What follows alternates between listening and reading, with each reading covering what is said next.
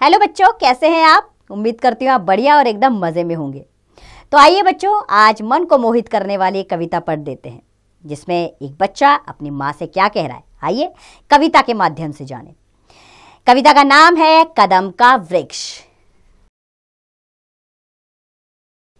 सबसे पहले इसमें आने वाले कठिन शब्द जानेंगे हम। ये कठिन शब्द हैं कन्हैया, बांसुरी, दांती, गुस्सा और टहनी। बच्चों, इन शब्दों का उच्चारण सही प्रकार करिए और लेखन का अभ्यास कार्य करते रहिए। तो आइए शुरुआत करते हैं अपनी कविता, जिसमें एक बच्चा अपनी माँ से कह रहा है। क्या कह रहा है? माँ, यह कदम का पेड़ अगर माँ होता यमुना तीरे, मैं भी उस पर बैठ कन्हैया बनता धीरे धीरे। तीरे यानी कि किनारे, कन्हैया यानी कि कहना। जैसे श्री कृष्ण नटखट अदाएं दिखाते थे अपनी माँ यशोदा के साथ, वैसे ही ये बच्चा भी कह रहा है कि माँ, काश ये कदम का पेड़, ये जो पेड़ हमारे घर के पास है कदम का पेड़, अगर ये यमुना के किनारे होता तो कितना अच्छा होता। मैं भी उसमें बैठता और कन्हैया बन जाता। ले देती यदि मुझे बांसुरी तुम 2 पैसे वाली, किसी तरह नीचे हो जाती यह कदम की डाली। डाली यानी कि इसकी टहनी। बच्चा कहता, माँ, किसी तरह तुम 2 पैसे की मुझे बांसुरी दे देती, किसी तरह ये टहनी नीचे हो जाती जिस पर चढ़कर मैं ऊपर चढ़ जाता। तुम्हें नहीं कुछ कहता पर मैं चुपके चुपके आता, उस नीची डाली से अम्मा ऊंचे पर चढ़ जाता। अर्थात मैं तुम्हें कुछ नहीं बताता और चुपके से उस नीची डाली से ऊपर चढ़ जाता। वहीं बैठ फिर बड़े मजे से मैं बांसुरी बजाता, अम्मा अम्मा कह बंसी के स्वर में तुम्हें बुलाता। फिर मैं वहां बैठकर मजे से बांसुरी बजाता और मेरी बांसुरी क्या पुकारती? अम्मा अम्मा यानी कि माँ आपको पुकारती। सुन मेरी बंसी को, बंसी अर्थात बांसुरी। सुन मेरी बंसी को माँ तुम इतनी खुश हो जाती, मुझे देखने काम छोड़कर तुम बाहर तक आती। और माँ, जब तुम मेरे बांसुरी का स्वर सुनती तो तुम बहुत खुश हो जाती और अपना सारा काम छोड़कर मुझे बाहर देखने आ जाती।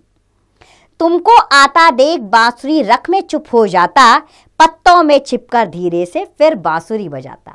अर्थात जब मैं तुम्हें देखता कि तुम बाहर आ गई तो मैं अपनी बांसुरी का स्वर बंद कर देता और पत्तों के बीच में छुप जाता और देखता कि तुम क्या करती हो।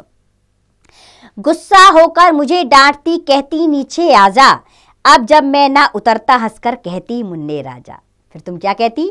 तुम मुझे डांटती, कितनी ऊपर टहनी पर क्यों चढ़ गए हो, नीचे आओ।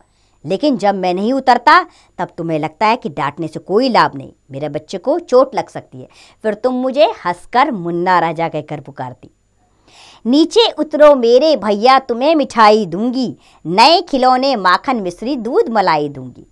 माँ अपने बच्चे को नीचे उतारने के लिए बहुत तरह के लालच देती है। तो यहाँ भी माँ उसको लालच देती है कि मेरे बेटे तुम नीचे आ जाओ, मैं तुम्हें मिठाई दूंगी तुम्हारी पसंद की, खिलौने दूंगी, माखन मिश्री दूंगी, जो तुम चाहोगे वो दूंगी, लेकिन तुम पेड़ से नीचे उतर आओ। मैं हंसकर सबसे ऊपर की टहनी पर चढ़ जाता, एक बार माँ के पत्तों में फिर कहीं छिप जाता। मैं क्या करता? मैं नीचे नहीं आता, मैं हंसकर और ऊपर की टहनी पर चढ़ जाता और एक बार माँ कहकर फिर से पत्तों में कहीं छिप जाता। तुम मुझे ढूंढती रह जाती। बहुत बुलाने पर भी माँ जब मैं ना उतर कर आता, तब माँ का हृदय तुम्हारा बहुत विकल हो जाता। विकल यानी कि बेचैन। अर्थात तुम्हारे बार बार विनती करने पर भी जब मैं नीचे नहीं आता तो तुम्हारा हृदय बेचैन हो जाता कि मेरा बच्चा कैसे पेड़ पे चढ़ गया, उसको चोट लग सकती है। तुम आंचल पसार कर अम्मा वहीं पेड़ के नीचे ईश्वर से कुछ विनती करती, बैठी आंखें मीचे। आंचल पसार कर यानी कि आंचल फैलाकर, विनती करना यानी कि निवेदन करना, प्रार्थना करना। अर्थात तुम मेरी सकुशलता का बात जानकर, यानी कि वो सकुशल हो मेरा पुत्र, ये ईश्वर से मांगती अपना आंचल फैलाकर। तुम्हें ध्यान में लगी देख मैं धीरे धीरे आता और तुम्हारे फैले आंचल के नीचे छिप जाता। और जब मैं देखता कि तुम ध्यान से किसी बात में मन लगाकर बैठी हो तो मैं धीरे से चुपके से उस पेड़ से नीचे उतर आता और तुम्हारे फैले हुए आंचल के नीचे छुप जाता। तुम घबराकर आंख खोलती, फिर खुश हो जाती जब अपने मुन्ने राजा को गोदी में ही पाती। तुम अचानक से आंख खोलती कि कौन आया है और फिर खुश हो जाती अपने मुन्ने राजा को अपने गोदी में पाकर। इसी तरह कुछ खेला करते हम तुम धीरे धीरे, माँ कदम का पेड़ अगर यह होता यमुना तीरे।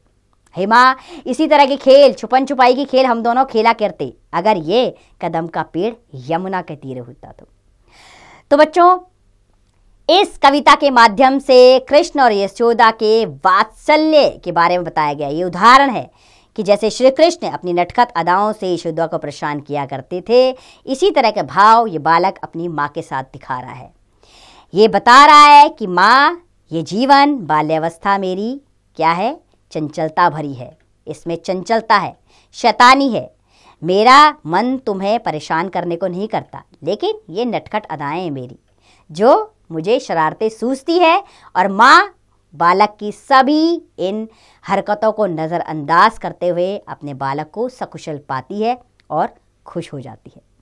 तो उम्मीद करती हूँ आपने भी इस कविता का आनंद उठाया होगा। इसे पढ़िए, बार बार पढ़िए और इसका अभ्यास कार्य स्वयं कीजिए।